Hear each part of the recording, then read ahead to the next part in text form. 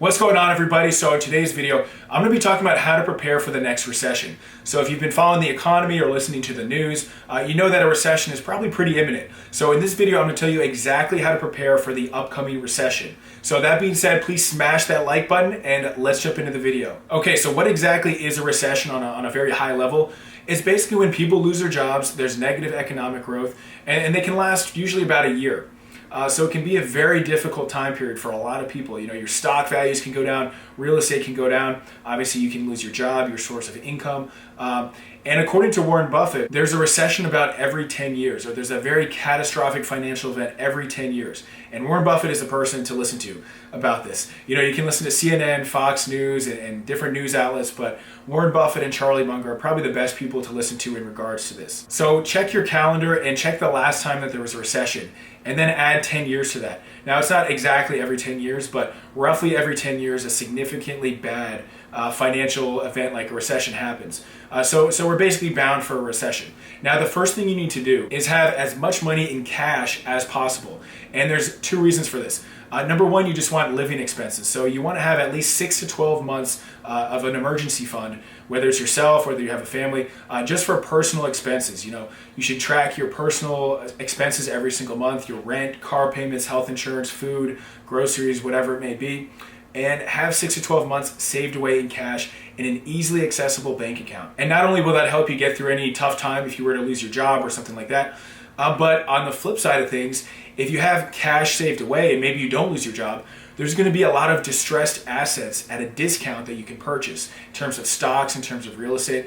The last recession that happened, you know, if you had actually been investing during that recession, you potentially could have made hundreds of thousands of dollars, maybe even millions, depending on how much you invested. So you should have an emergency fund for personal expenses as well as for investing expenses. The second thing you should do to prepare for the upcoming recession is to extend your credit lines as much as possible in terms of personal lines of credit as well as credit cards.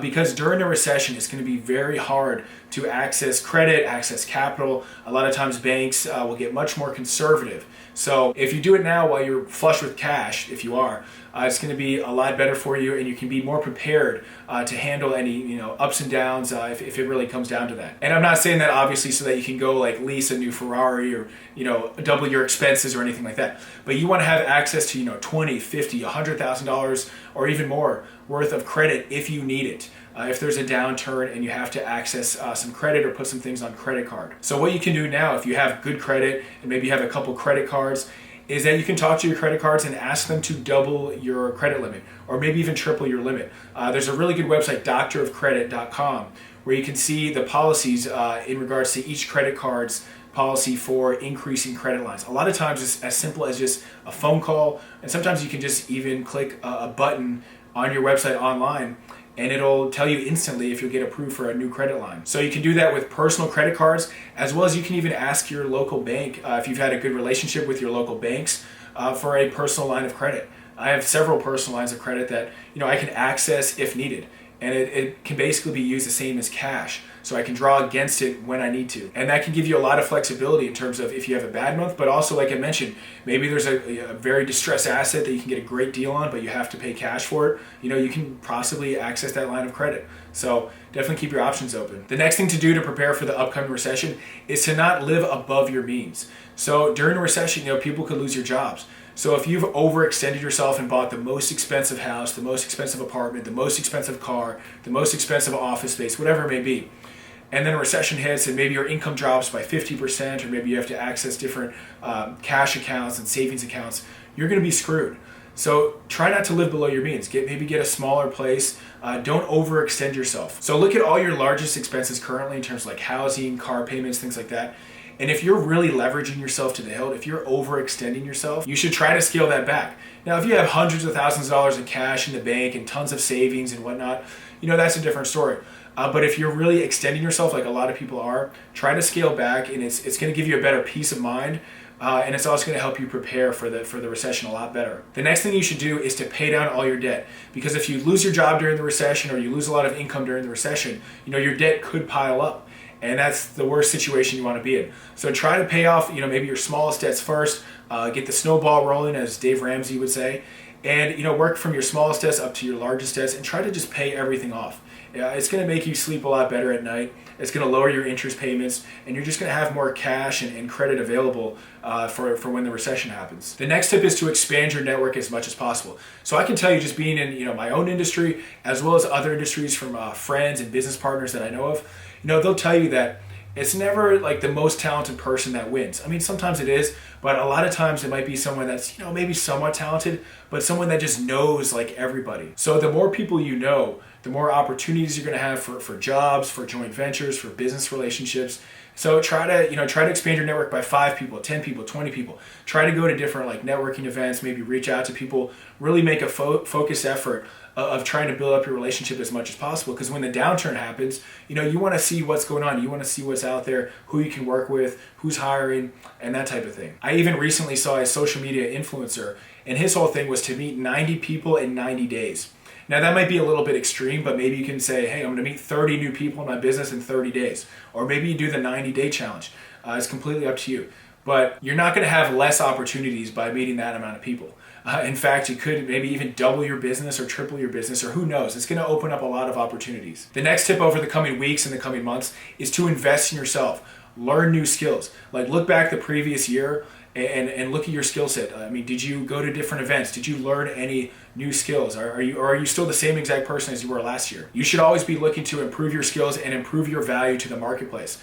Because when the recession happens, you want to be the most skilled person possible. And once the downturn happens, you might not have the money or the resources to invest in yourself. So you should do that now, while the economy is doing great and everything like that, before the recession actually happens. And just a couple of examples of investing in yourself, and I'll tell you exactly what I did this past year, and I'm going to continue to invest in myself in different programs and mentoring and things like that. But one thing I did was I took a YouTube class. So I paid money from one of the top YouTubers and basically learned exactly what he does, how he makes his video, how he looks for topics for his videos, how he writes his descriptions, everything like that. I improved my skills, I improved my value, as far as video marketing goes. Another course I took was a copywriting course. So this basically teaches you how to write more persuasively. So when I'm selling information products or even writing headlines for YouTube videos or whatever it may be, any type of writing, I've improved my skill in writing. I can still hire top copywriters, but now I'm dangerous enough to write my own copy essentially. And another course I took was how to sell higher ticket information products.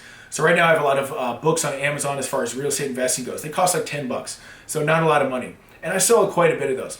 However, if I can take that same product, the same $5 or $10 product, and then create a back end where I'm selling it for maybe $100, 200, 2,000, 5,000, 10,000, that's obviously a lot more profitable. And I have a lot of students that will buy the $5 or $10 book and then wonder where my higher ticket program is. Like they're asking me, every day or every week, hey, I'm looking for additional mentorship, additional programs, what do you have to offer? So I've been working on developing that as well. And there's tons of different classes and programs out there where you can develop your skills. And I would say this, try to develop your skills from someone that's actually done it, as opposed to going to like a school or university where it's just a teacher talking about it.